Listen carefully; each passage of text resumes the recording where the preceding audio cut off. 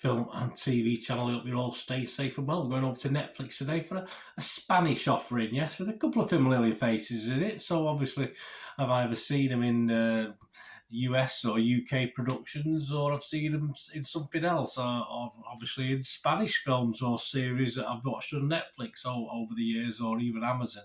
So there are a couple of familiar faces, but it is a Spanish production. It is in original Spanish. You can have it in subtitles, or if, like me, you want for convenience to watch it in dubbed version. The dubbed version is satisfactory on this, no big problems with it.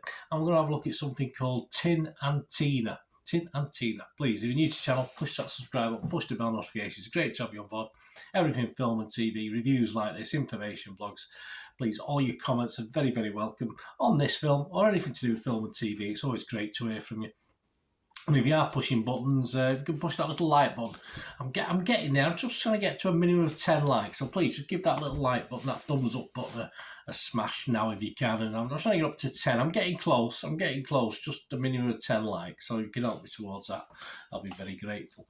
Right, yes, a psychological thriller / horror film with directed by Ruben Steen, which stars Milena Schmidt and Jamie Laurenti. Of course, Milena's quite familiar to me.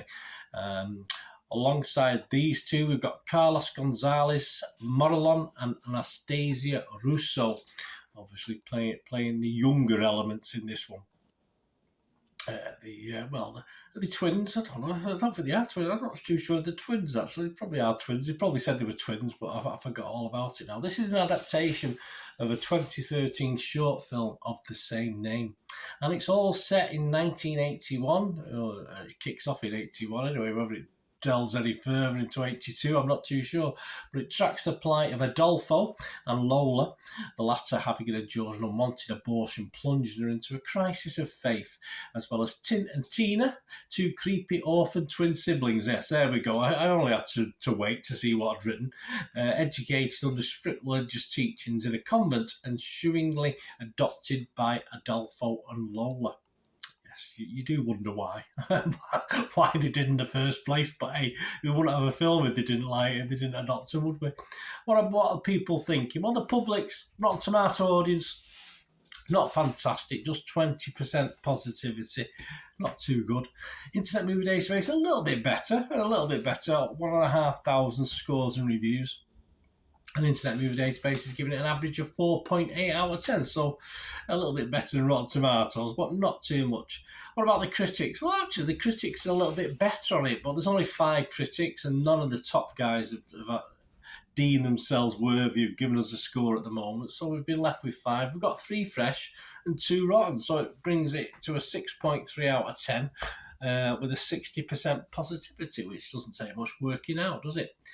Fresh on this one was Chris Joyce. He's from Movies and Munchies, a YouTube channel. He said, Tin and Tina creates some palpable discomfort and apprehension thanks in no small part to a religiously overzealous story arc.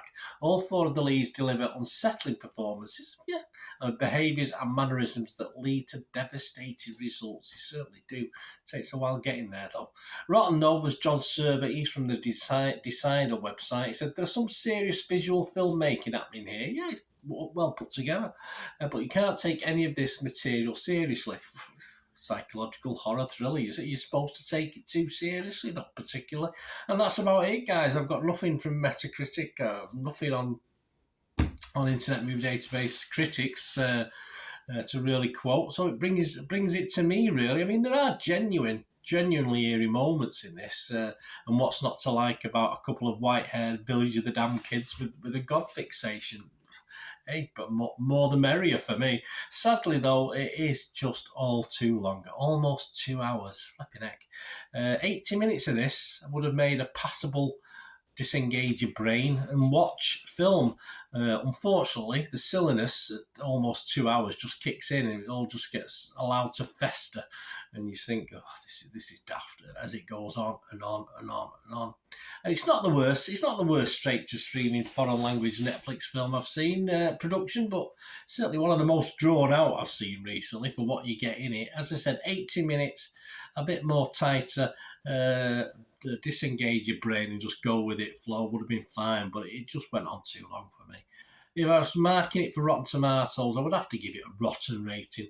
If I was marking it for Metascore, yeah, I'd probably give it mixed, because I'm not going to have a total negative downer on it.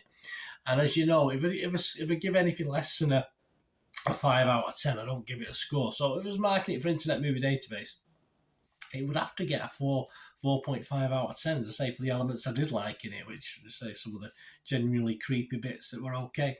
So 4.5 out of 10. But as this is my little channel, no score for me. But you've been given my score, really. But that's only raw scoring it for Internet Movie Database. But I think, can you do it halves? Can you do halves on Internet Movie Database, or is it just holes? I mean, if it's holes, I'd have to go 4 out of 10, obviously. But there you go.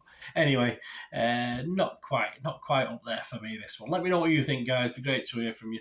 All opinions, of course. And as I say, I was doing other things while it was on. It didn't disrupt my day. I didn't waste total 2 hours, because I was doing bits and pieces while it was on. So, and as I say, there was little bits of it that kept me slightly interested. But overall, just too long and not enough in it. But great shame.